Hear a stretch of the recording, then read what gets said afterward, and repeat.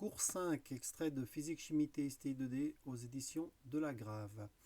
Ce cours concerne la mécanique et le principe fondamental de la dynamique. Alors tout d'abord, quelques révisions.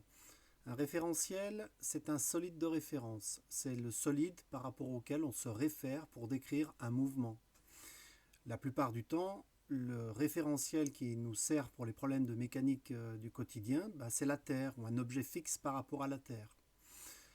On a besoin également, pour définir un référentiel, une échelle de temps, une horloge, pour mesurer le temps qui passe. Il a été vu en seconde le principe d'inertie.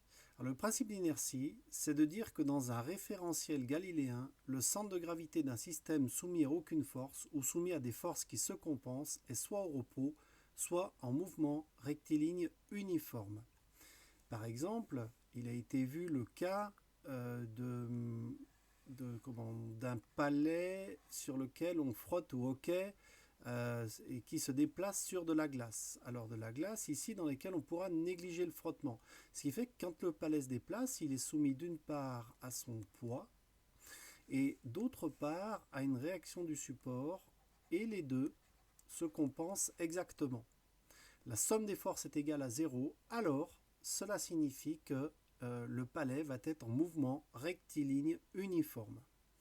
Ce sera également le cas d'un astéroïde ou d'un quelconque objet céleste qui se promène très très loin dans l'univers, très très loin de toute planète ou étoile qui pourrait l'attirer.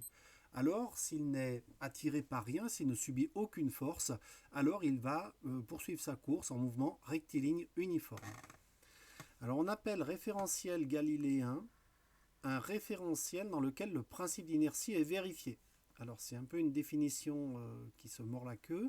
Donc un référentiel, on appellera référentiel galiléen tout référentiel dans lequel quelque chose qui n'est soumis à aucune force ou à des forces qui se compensent est en mouvement rectiligne uniforme.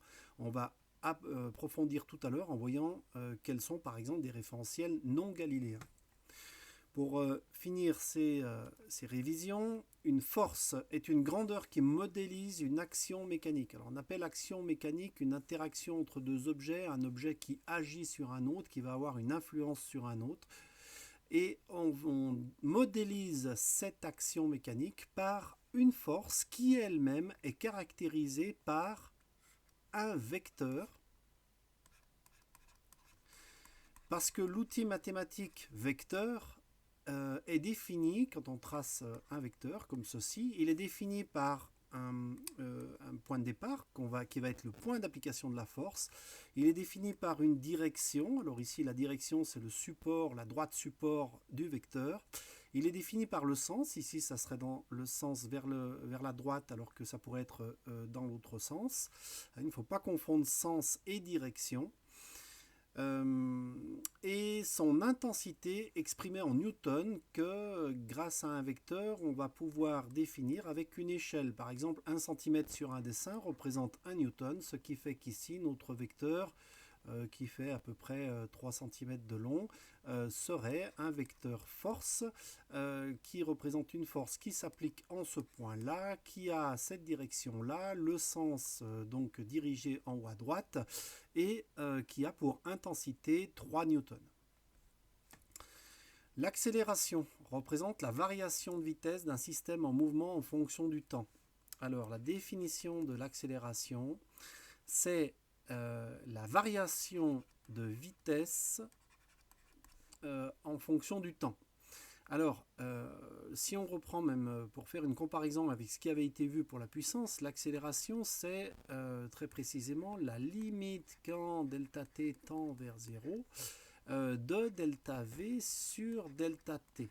Hein. Alors par exemple, sur une courbe où on trace la vitesse en fonction du temps, eh bien, si on a une vitesse qui augmente en fonction du temps comme ça, eh bien, l'accélération, ça sera la pente de la droite.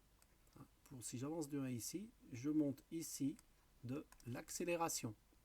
Alors, on revoit bien que ceci est cohérent avec une vitesse qui serait constante. Je trace ici un diagramme de vitesse en fonction du temps où la vitesse prend toujours la même valeur, elle est constante. Alors, la pente de la droite est 0 et l'accélération est ici nul. Alors, l'accélération, généralement, c'est... alors, si je prends un solide qui part d'ici à un temps t1 caractérisé par une vitesse v1, et puis un petit moment après, je le vois ici, il est au temps t2 et il va à la vitesse v2. Si je considère que l'accélération a été constante entre ces deux points, eh bien je pourrais dire que l'accélération c'est v2 moins v1 sur t2 moins t1. Prenons l'exemple d'une moto qui serait passée de 0 à 100 km/h en 2 secondes. L'accélération vaudrait dans ce cas-là v2 moins v1. Alors attention aux unités, on doit prendre des vitesses en mètres par seconde et 100 km/h, ça fait environ 27,7 mètres par seconde, donc 27,7 mètres par seconde, moins 0, parce qu'on est parti d'un état immobile, divisé par t2 moins t1, on a dit 2 secondes, et là, ce qui ferait donc 27,7, que je vais arrondir à 28, divisé par 2, ça ferait 14 mètres par seconde au carré. Alors cette accélération est très grande, ce serait une accélération plutôt d'un dragster puisqu'elle est supérieure à la gravitation, supérieure à l'accélération de la pesanteur. Alors on revient maintenant sur donc l'approfondissement des notions vues, notamment sur le référentiel galiléen. Alors, la Terre peut être considérée comme un référentiel galiléen dans lequel, comme on a vu tout à l'heure, quand un objet est en équilibre, c'est-à-dire qu'il est soumis à des forces qui se compensent, eh bien sa vitesse est constante et il est animé d'un mouvement rectiligne uniforme. Mais ce n'est pas évident, puisque, alors on va le dessiner comme ça, puisque en fait la Terre, elle tourne autour d'elle-même. Et quand on est ici dans notre petit laboratoire à la surface de la Terre et qu'on est animé d'un mouvement de rotation où on fait un tour, où on fait cette circonférence-là durant 24 heures, eh bien on n'est pas strictement dans un référentiel galiléen. Toutefois, cette vitesse de rotation est suffisamment lente pour qu'on puisse assimiler notre laboratoire local terrestre à un référentiel galiléen. On définit un mouvement rectiligne quand l'objet se déplace en suivant une ligne droite. Alors par exemple, si je dessine la position de l'objet ici au cours du temps, voilà un mouvement rectiligne. Voilà un autre mouvement qui serait aussi rectiligne.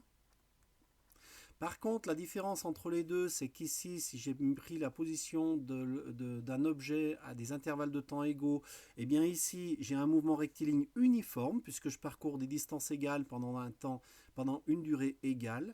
Donc le mouvement est non seulement rectiligne parce qu'il suit une ligne droite, voilà, comme ici, mais en plus il est uniforme parce que la vitesse est constante. Par contre ici, ce n'est pas le cas. On voit que si le mouvement va dans ce sens-là, j'ai un mouvement qui est rectiligne, décéléré. Inversement, si je fais un mouvement qui prend cette forme-là, qui fait cette chronophotographie-là, eh bien je vois que j'ai ici un mouvement rectiligne accéléré. Bilan des forces et résultante des forces. Quand on fait une étude en mécanique, on fait un bilan des forces qui s'exercent sur un objet, c'est-à-dire qu'on fait l'inventaire des forces, de toutes les forces qui s'appliquent sur l'objet. Alors ici, sur ce sous-marin, eh bien, il y a le poids du sous-marin qui est représenté ici, et puis il y a aussi la poussée d'Archimède qu'on représente ici en P, puis une autre force ici qui serait par exemple une force due au ballast. Et donc le sous-marin va rester exactement à la même position, enfin du moins la résultante des forces va être nulle si l'ensemble des vecteurs qui sont dessinés ici font un vecteur nul. Alors mettons que ce soit le cas et qu'on ait équilibré toutes ces forces pour que le sous-marin ne descende pas ni ne monte. Qu'est-ce qui se passe si on fait tourner les hélices du sous-marin qui appliquent une force motrice par ici? Dans ce cas, j'aurai une résultante qui n'est plus un vecteur nul. Les forces verticales compensent les forces verticales vers le bas compensent les forces verticales vers le haut. Par contre, le fait de rajouter ici une force de propulsion fait que je n'aurai plus dans ce cas-là une résultante nulle. Et bien sûr, ça va avoir une influence sur le mouvement et ça va mettre le sous-marin en mouvement. Une fois qu'il est en mouvement, il va y avoir des frottements de l'eau. Et au moment où ces frottements de l'eau que je peux représenter par une force qui s'oppose à la direction du sous-marin, eh bien si ces forces de frottement compensent exactement la force de propulsion, eh bien on se retrouve dans ce cas-là avec une résultante nulle. Et on se retrouve dans le principe d'inertie qu'on vient d'expliquer juste avant. Résultante nulle, ça veut dire mouvement rectiligne uniforme. Le sous-marin avance en ligne droite à vitesse constante. Alors ceci se généralise et s'appelle le principe fondamental de la dynamique. Dans un référentiel galiléen, le centre de gravité d'un système de masse m et d'accélération a soumis à la résultante des forces extérieures somme des forces i, alors somme des forces i parce qu'il y a i forces, il peut y avoir 2 forces, 3 forces, 4 forces, eh bien on peut dire en expression vectorielle que la somme des forces est égale à la masse fois l'accélération, et ici l'accélération est définie comme une accélération vectorielle, c'est-à-dire que non seulement elle a une norme, cette accélération, une norme qui s'exprime en mètres par seconde au carré, comme c'est indiqué ici, mais en plus elle a un sens, une direction. Et donc elle a toutes les propriétés d'un vecteur. Alors, très souvent, ce principe fondamental de la dynamique va être utilisé pour calculer l'accélération auquel serait soumis. Alors, par exemple, ici, j'ai un objet de masse m qui fait, par exemple, 2 kg. Et je lui applique une force ici de, par exemple, 10 newtons. Alors 10 newtons, ça serait la force exercée par environ, alors si je mets ici une poulie, une ficelle qui tire dessus, puis je suspends ici une masse de 1 kg. Voilà. Alors, ce problème ici est celui qui a été vu en TP et il est un peu complexe. Alors je ne vais pas faire une poulie suspendue et on va simplement dire qu'on a ici une force motrice de 10 newtons. Voilà, c'est 10 newtons qu'on avait expliqué là, non, qu'on avait dessiné là. Donc une force motrice de 10 newtons. Eh bien, on peut simplement calculer l'accélération à laquelle sera soumise la masse m, pour laquelle on considère ici qu'il n'y a pas de frottement. C'est un problème qui est modélisé très très simplement. Eh bien, l'accélération, si on isole l'accélération de cette équation, donc j'ai m fois a égale f en termes de normes. Donc l'accélération c'est f sur m. Donc si j'ai 10 newtons divisé par 2 kg, eh bien je vais trouver une accélération de 5 mètres par seconde au carré. Ça veut dire que chaque seconde, ma vitesse va augmenter de 5 mètres par seconde, tant que la force motrice s'applique et que je peux toujours négliger les frottements. Alors par exemple, pour une balle de tennis qui est soumise à son poids, eh bien, on peut écrire le principe fondamental de la dynamique, ce qui est écrit là. Donc le poids, c'est la masse fois g. Mais d'après ce qu'on vient de dire, c'est aussi la masse fois l'accélération.